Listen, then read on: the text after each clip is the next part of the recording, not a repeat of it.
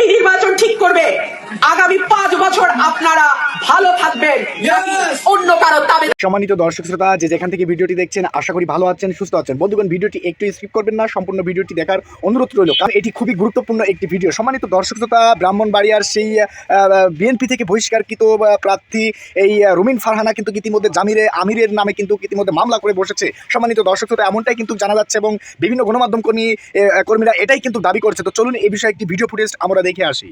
করবে আগামী 5 বছর আপনারা ভালো থাকবেন, অন্য কারো দাবিদারি করে আপনাদের থাকতে হবে। রাজনীতির রাজপথে এবার এক নারী নেত্রীর গর্জন। জামায়াত ইসলামী ডক্টর শফিকুর রহমানের এক্স হ্যান্ডেল থেকে কর্মজীবী নারীদের নিয়ে কুরুচিপূর্ণ মন্তব্যের প্রতিবাদে এবার অগ্নিগৃহের মতো ফেটে পড়ল ব্যারিস্টার রুমিন ফারহানা। নারীদের ঘরের বাইরে কাজ করাকে পতিতাবৃত্তির সঙ্গে তুলনা করায় ক্ষোভে ফেটে পড়েছেন রুমিন ফারহানা। নারীরা কি আপনাদের দয়া ও করুণার পাত্র, নাকি আপনাদের নোংরা মানসিকতার লক্ষ্যবস্তু? হ্যাকিংয়ের দোহাই দিয়ে কি পার পাবেন জামায়াত আমির? রুমিন ফারহানার সেই বিস্ফোরক প্রতিক্রিয়া নিয়ে আমাদের আজকের বিশেষ প্রতিবেদন। দর্শক, শনিবার বিকেলে যখন পুরো দেশ 12 ফেব্রুয়ারির নির্বাচন নিয়ে ব্যস্ত, ঠিক তখনই জামায়াত আমিরের ভেরিফাইড হ্যান্ডেল থেকে আসা একটি পোস্ট নিয়ে বিষ ঢেলে দিলেন নারী সমাজ।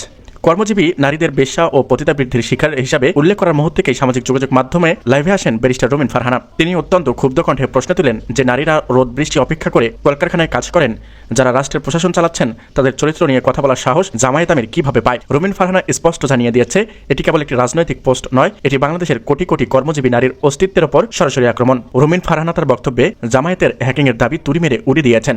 তিনি বলেন, যখনই কোনো রাজনৈতিক দলের নোংরা চেহারা উন্মোচিত হয়, তখনই তারা হ্যাকিংয়ের দোহাই দেয়। ডক্টর শফিকুর রহমান আরো বলেন, আপনি কি মনে করেন এদেশের মানুষ এতই বোকা? আপনার দলের দীর্ঘদিনের যে দৃষ্টিভঙ্গি নারীর প্রতি, এই পোস্ট তার প্রতিফলন। হ্যাকিংয়ের নাটক বন্ধ করে অবিলম্বে দেশের নারী সমাজের কাছে প্রকাশ্যে ক্ষমা চান। রুমিন ফারহানা আরো যোগ করেন, আমরা যারা রাজনীতি করি তারা কি বেশ্যা? আমাদের মায়েরা কি বেশ্যা? যারা গার্মেন্টসে কাজ করে অর্থনীতি সচল রেখেছে তারা কি বেশ্যা? এই ধরনের শব্দচয়ন আপনার উগ্রবাদী মানসিকতার প্রতি বহিঃপ্রকাশ। রুমিন ফারহানা এই সাহসী অবস্থানে নেটিজেনদের মাঝে ব্যাপক প্রশংসা কুড়াচ্ছে। রুমিন ফারহানার এই আক্রমণাত্মক মেজাজ বিএনপি জামায়াতের সম্পর্কে সমীকরণে বদলে দিতে পারে। বিএনপির ভেতর যারা প্রগতিশীল ও নারীদের নেতা রয়েছেন, তারা সবাই রুমিন ফারহানার এই অবস্থানকে সমর্থন করেছে। রুমিন সরাসরি আলটিমেটাম দিয়েছেন যে এই ধরনের সাম্প্রদায়িক ও কুরুচিপূর্ণ মানসিকতা নেতাদের সাথে জোটবদ্ধ হয়ে দেশ গড়া সম্ভব নয়। তারেক রহমানের ডিজিটাল বাংলাদেশ স্বপ্ন আর রুমিন ফারহানার প্রগতিশীল রাজনৈতিক কিতাবে জামায়াতের এই পশ্চাৎপদ দর্শনের সাথে সংঘাতের পথে রুমিন ফারহানা দাবি করেন, প্রশাসনকে অবশ্যই এই পোস্টের আইপি অ্যাড্রেস তদন্ত করে দেখতে হবে যে এটি আসলেই হ্যাকিং কিনা। রুমিন ফারহানা লাইভ ভিডিওটি কয়েক ঘন্টার মধ্যে লক্ষ লক্ষ মানুষের কাছে পৌঁছে যায়।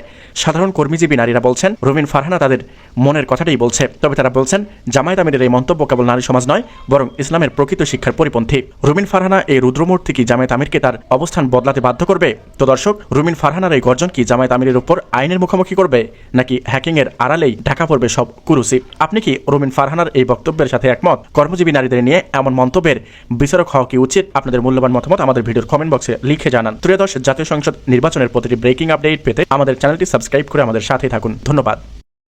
সম্মানিত দর্শকতা, সম্পূর্ণ ভিডিওটি দেখার জন্য অসংখ্য ধন্যবাদ। বন্ধুগণ, এই রুমিন ফারহানার বক্তব্যে আপনাদের কি এমন বোঝার আছে এবং তার আসলে নেতিবাচক দিকটা কোথায়, এ বিষয় ভিত্তিক কিন্তু আপনারা ইতিমধ্যে উপলব্ধি করতে পেরেছেন। তো সম্মানিত দর্শকতা, জামাতে আমিরকে কেন্দ্র করে তার যে অভিমত, বিশেষ করে এই রুমিন ফারহানার যে অভিমতে, সেটাতে আসলে কি বহিঃপ্রকাশ আসে, সেই বিষয় ভিত্তিকের উপরে আপনার মূল্যবান মতামত অবশ্যই কমেন্ট বক্সে জানাবেন এবং চ্যানেলটি সাবস্ক্রাইব করে সাথেই থাকবেন।